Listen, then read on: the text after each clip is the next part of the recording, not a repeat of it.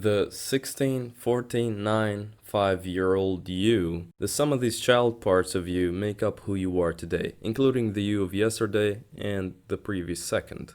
Some are damaged more than others depending on what happened in that period of life. These traumatized fragments of ego, i.e., negative emotions, take over in times of crisis in the most unproductive ways, as in complaining, overstimulation, escapism, avoidance, negative self talk, as an attempt to soothe their past grievances. The self, the conscious adult part of your personality, I define also as the parent, or the sum of all the positive fragments of ego. This self, or positive I, is well able to deal with any kind of obstacle. It's just that these kids are sometimes quite overwhelming. They often take over without notice. You lose awareness of the parent self. Children begin to wreak havoc in your field of consciousness. We all know what happens when children realize there's no adult presence around. However, it is possible, after you regain the seat of consciousness, to look back at what your children have done while you were temporarily absent.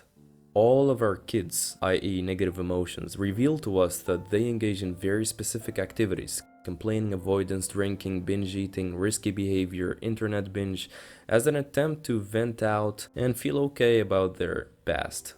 Coping. Learn these patterns and anticipate them. These emotions intruding onto the present may not always come up in a form of clear, vivid, and bothering memories. They can also be just passing sensations in the body that are still connected to a past traumatic event. Whenever you are experiencing a heavy emotion, you are a child at that point. This is true when you look back at the decisions you made at the heights of an emotion that later on you regretted, as it destroyed a good deal or a promising relationship. In this negative child state, the child you wants to sit back and follow somebody else. In your adult life, since there's no actual parent, a huge freakout is to be expected, followed by an attempt to run away from oneself. This is because, given the way you've been treating them so far, your inner children do not trust you and still feel like there is no inner parent around. This is the problem in today's society with trauma. Actual parents were not shown and taught how to first parent themselves. How do you expect someone to meet your negative emotions with love and empathy when the only experience they've had with that is reach out for the bottle the second their own negative emotions arise? You're feeling down, grab a cigarette, a drink. But let me ask you something. If this way of coping was actually working so far for you, then why do you still have these negative emotions coming up over and over again, the same mood swings and the same problems? Why haven't you gotten rid of that anger problem you suffer for years now? What's going on here? Rest assured, with this habit, you will become more and more apathetic and emotionless. Apathy is repressed anger and self-hate. This translates into being inconsiderate of other people's emotions, given that now you cannot feel yours, let alone theirs. It may or may not seem to be the case right now, but the more emotions you suppress, you create thicker layers of apathy and addiction, and depending on how much you engage in these destructive means of coping, you'll end up sooner or later destroying yourself and your relationships. What can you do then? Sure, let me teach you better ways. Very simple. Give these parts all of your attention when they come up without trying to change them in any way. Subsequently, they begin to ask for less and less. Drinking, smoking, social media binge on top of them is like yelling at your child to sleep when they come into the room crying for emotional support. The most emotionally repressed individuals treat their children with this kind of indifference. It's okay, forgive them. Nobody taught them how to properly handle their own inner children, let alone other people's. The acceptance integration process long version. If you have the time, sit with yourself in meditation, close your eyes. Allow all thoughts and judgments against the negative emotion to pass by like series of cars. Do not believe in the thoughts, just let them go. At some point, the thoughts will begin to lessen and you will have direct experience of the emotion. It might get stronger, a memory comes up, a projection of a future fear, or none of these but just negative feelings without any images. Stay with them and allow them to be. These inner babies of yours just want to be noticed, and it is time you give them all the attention they crave, not from others, but your attention. When you feed them attention in a form of an external stimulus, they will keep craving that. It's about time you give them what they truly want, not what they think they want. Do this anytime you feel down, overwhelmed, a memory is intruding onto your present, is bothering you, you feel like you're not being as productive as before. And all this tension, all this accumulation of stress, these emotions will gradually transform into self-love and stop bothering you completely. Remember this analogy that seems metaphorical, but actually true. You have a baby at hand to take care of whenever you're experiencing a negative emotion. Warmly welcome the inner child part that arises and speak to it and tell it that you are there for you, that you allow it to express whatever it wants and fully flood your consciousness with any emotion, thought, or image it wants to show you. Be the parent. Do not get lost. Feel everything that part wants to show you, even allow it to self-talk negatively if necessary, if it wants to.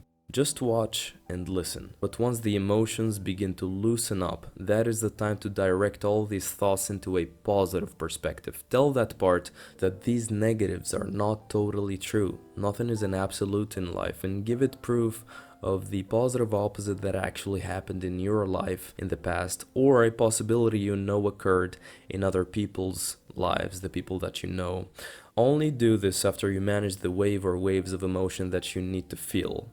Do not use positive thinking when the emotion is still at its strength. Feel your feelings. Sometimes you may need to cry it out for 2 hours. Other times it goes on very quickly. This experience is not time limited, and you yourself can choose how much to dedicate to it. So this is what to do when you feel overwhelmed, stressed out from a day at work, a negative emotion is coming up, a negative memory is intruding onto the present. This is what you do. You sit down with that child part of you and you take care of it. If you do not have the time to do this kind of meditation, prolonged meditation, or maybe you've done it but still there's some lingering feelings at the end, simply keep them in your conscious awareness. Give them attention while you go about your day without trying to change anything. Keep the emotion in conscious awareness as a background task like on your computer. So basically any problem that you are experiencing, let go of the thoughts, look at them as cars, let them pass by, and try to get straight to the emotion behind the thoughts and focus on that and just watch. Second, be very conscious of seeking out pleasuring activities when you are experiencing these moods. Catch the inner child driving you to use that addiction as a quick but unsustainable fix.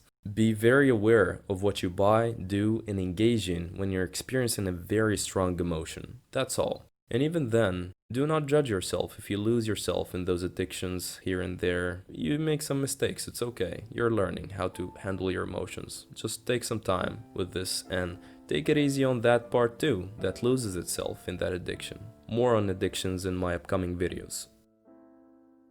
Long-term impact. The more you use this process, is just a mental process, a mental shift. Be it just holding the inner child in conscious awareness during the day or taking time to do the whole meditation, the long-term effects can range from a permanent good mood to a higher spiritual state of consciousness. This includes increased empathy and the melting of major life blockages. You will begin to feel less cringy about the word self-love and truly experience what it means on all levels of being. Simply give some attention to the parts that you have been rejecting and stop running away from them and judging them. They eventually will transform into positive emotions. You will integrate them with love and attention instead of running away, and this is how you grow to become an integrated human being.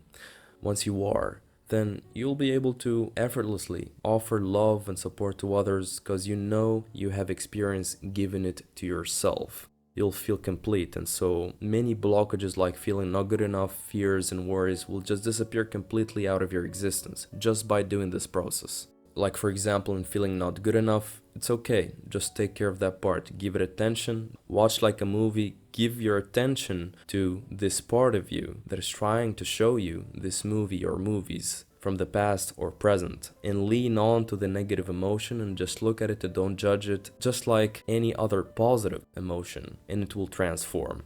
I have tried this simple acceptance process with myself, friends, family, clients, and it has proven effective in 90% of people. I speak from personal experience, so do it for a few weeks and see what happens. These patterns of emotion and addiction keep repeating simply because you've been avoiding the negative aspect of your life. I'm not here to tell you what to do. However, if you'd like to take your emotional experience on this earth to the next level, it's okay to have that drink, but only after you know that the emotion is not bothering you anymore. Even better, and my highest recommendation, is to cut off all pleasures for 2 months and a couple months if you can, and you're gonna reap a lot of benefits from this. More negative emotions will be triggered when you cut out on the activities under which these aspects are hiding, and you will accelerate the healing process.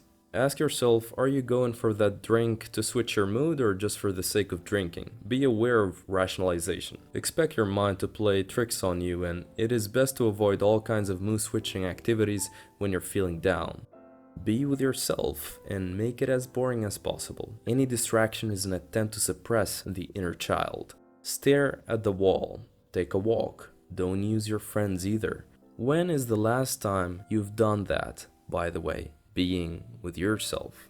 It's okay to not feel okay.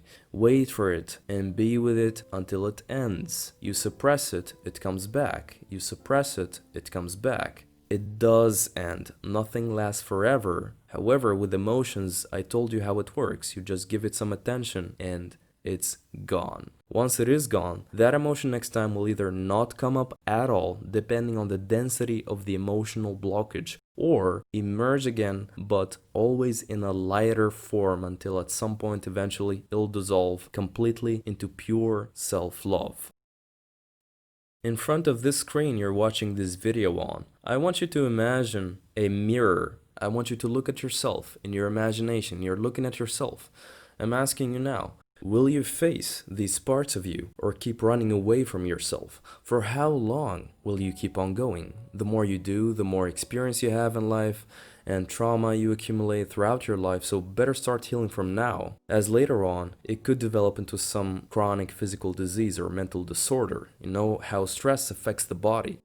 Who is gonna take care of them? Me? No. Others can help, but what if they're not around? Who has the most intimate and the most direct contact with you? Who is going to genuinely take care of you? Who is the most closest person to you? Take good care of your children. No matter how dramatic the event may be, it is always present a possibility to respond from love and understanding. Your children should not roam around messing with fences, disrespecting neighbors, or forcing others to play the parent. Be in spirit absolutely allowing. You will have created a haven of safety they identify with warmth and understanding. A space difficult to establish if you continuously deal with your inner babies by a push out the door every time they reach out, numbing through external stimulus. How do you deal with an actual baby when he or she starts crying? The journey. Thank you so much for watching. If you'd like to see my content reach and help more people, please give this video a like, comment down below, and share my videos with your online connections, maybe websites, Facebook pages, and friends in need of psychotherapeutic support. A simple comment down below, thumbs up, and share your favorite videos on this channel would help out the journey rank higher on YouTube and grow tremendously. Thank you so much for your support and encouragement.